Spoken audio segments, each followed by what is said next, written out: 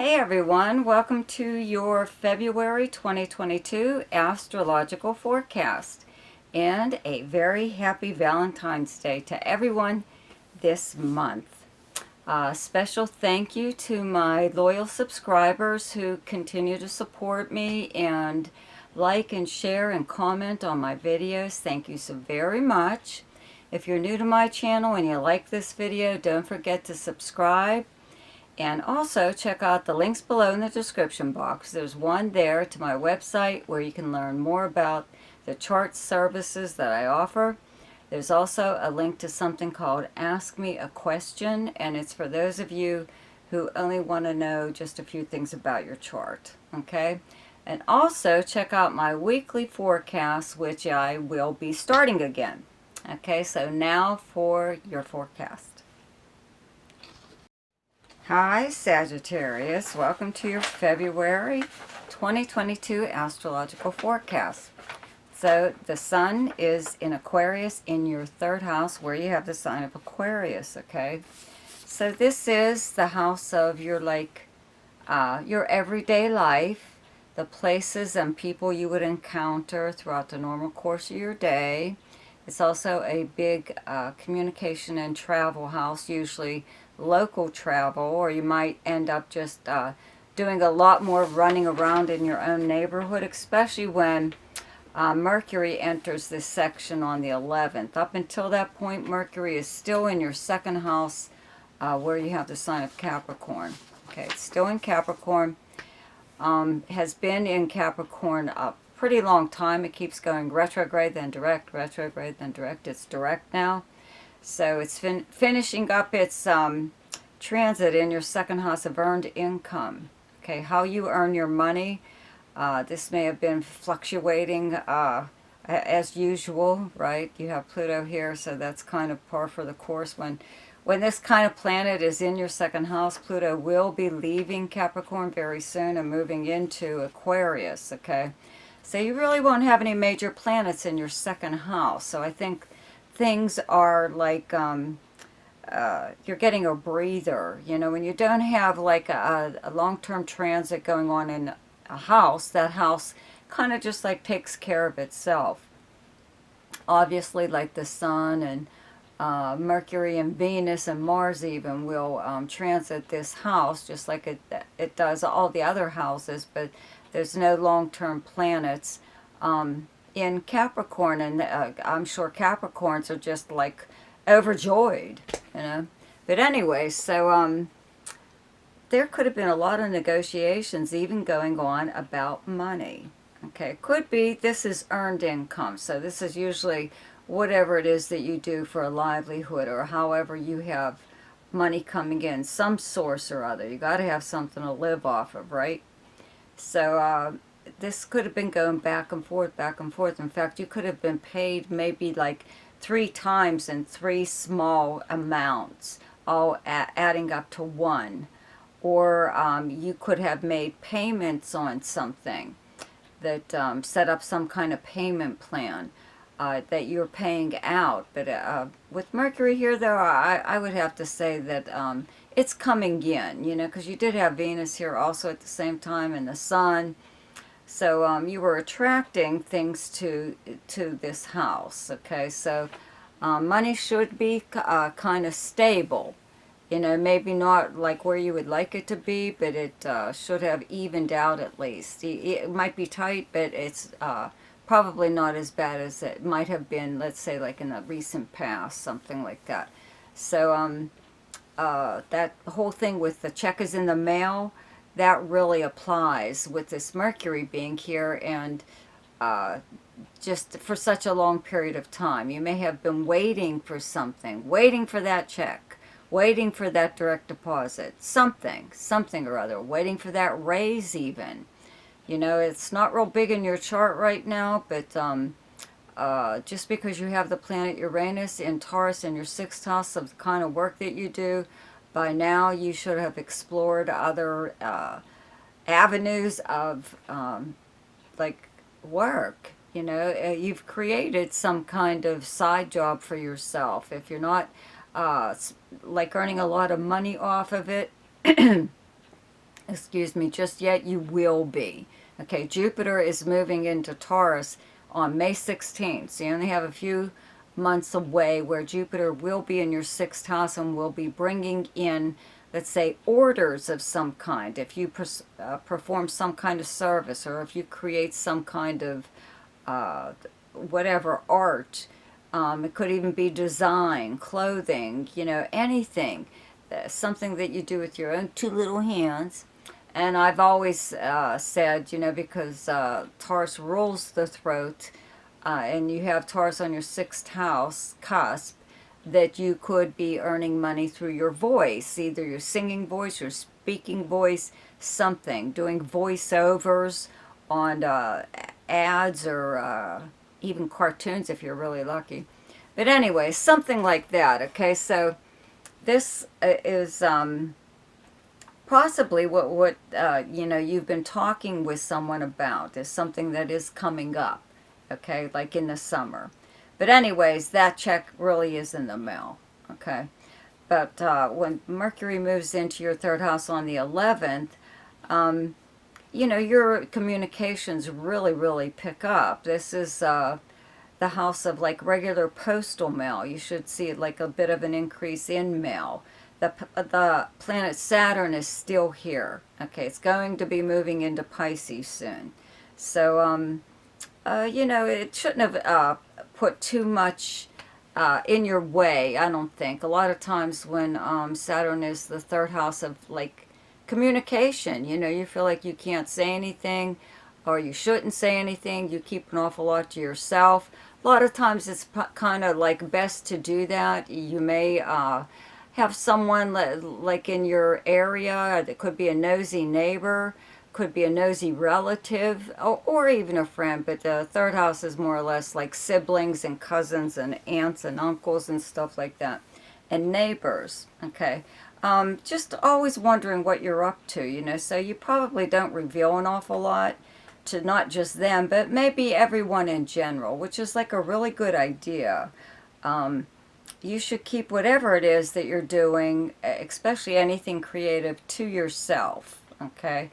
You could spring it on people whenever you feel like it, but it's just that it seems people may be trying to piggyback off of you for some reason or other. You must be doing something right, if everybody's wants to know what the hell you're up to.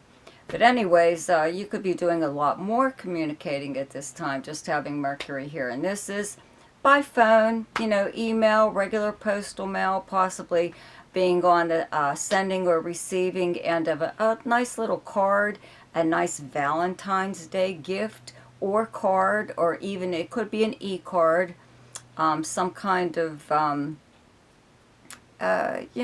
kind of, it could be just for friendship, but it could also be romantic. Okay, you do have Jupiter is in Aries, still in your fifth house of romance and creativity and fun and all that other stuff. And Venus will actually be moving here on the 20th. So things could actually start like right now in communication with someone who is possibly just like flirting with you a little bit. There's a full moon in Leo on the 5th, okay, where you have Leo in your chart as your 9th house. It's directly across from your 3rd house. And both of these houses are media houses, internet, communication, and travel. Okay, 9th house is long distance, 3rd house is short distance. Again, you might, take like even like a day trip or a weekend trip or overnight or something like that. And to me, it looks like it's a nice road trip. Could even be just to go visit somebody. Okay, not necessarily a place, but to see a friend or spend time with a friend. Around that full moon, you could get some kind of news, could be while you're on social media, could be while you're in some kind of group possibly that you belong to, or whatever social media accounts that you have, that, could be some kind of news about someone that it could be a little surprising, or I don't think it's bad, I think it could be something like fun. In fact, you could actually hear from someone that you haven't heard from for like a really long time, and they could have like moved away, or they live at a distance from you. They could possibly even live in another country. Okay, ninth house is foreign travel, foreign countries, foreign people. So it doesn't even have to be, you could just even make a new friend while online in social media that with someone who does live in another country. Okay, but the full moon, I don't think it's a very, very big deal. It kind of looks a little bit lighthearted to me anyway. So anyways, well, let's see here. The sun, okay, moves into Pisces on the 18th, okay, and then, let's see, Venus moves into Pisces on the 20th. There's a new moon on the 20th in Pisces. And all of the, like, outer planets, like Mars through Pluto, they're all direct. All these planets are direct, so nobody could even put the blame on anything being retrograde. The new moon on the 20th is in your 4th house of your home and family life, where you live, the actual physical dwelling where you live, okay? And if you have any property surrounding it, it's the people you live with, or like close family or something or other. It's also your past and your childhood, your roots, your foundation, how you were raised. A lot of times, with the sun being here, people from your past do suddenly seem to pop up. Again, having Venus here does bring a lot of very pleasant times in your home. Okay, like if you are involved with someone romantically, I would have to say that even the Valentine's Day has passed. After that period, I believe that you would be spending any kind of romantic time with someone in a home setting, either your place or theirs, something like that. Usually, though, when Venus is in your 4th house, it does make you want to do small things, like kind of spruce up your home, buy new things like curtains or shower curtains even, or something or other. You start to spring clean, even though we're not in spring yet. The new moon, though, does bring some kind of new beginning within your home, possibly within your family. This could be like the new time of year for you each year, when you have like new insurance policies begin, or something that you do yearly to your home around this time. It's time to renew it. Or you may even be looking at like a new satellite or cable bill or something, trying some kind of new service that you already have, but maybe you want to try something different. Let's see here. That's about it pretty much, though. With your home, though, as far as that new moon goes, you could even have some kind of new something that you bring into your home that you've purchased. In fact, with that Mercury still being in your 2nd house at the beginning of the month, maybe you had something on order, or you had wanted to buy something for your home. That it's something that, like, I would have to say dealing possibly with entertainment, but it's something that enhances your home or your property even in some way or other. And I believe that this is when it moves into your home, like towards the end of February. Okay, now Venus does move into Aries on the 20th in your 5th house, where you have the sign of Aries along with Jupiter. So this is a really nice combination, obviously having the 2 best planets in the zodiac in our solar system together, and they will eventually conjunct in your 5th house of, like I said, romance and fun, entertainment of any kind, sports, even participating in sports, or doing things like dancing, getting physical, any form of art that you could possibly do, acting, dancing, painting. This is also the house of children, and a lot of times you may have welcomed a new child into your life. You know, either you've given birth or you may have adopted, or you could even be somebody like a teacher, you know, that are suddenly teaching children, and it's very important that this year that you've been teaching them is like a lot different possibly than previous times if you've been a teacher for a while.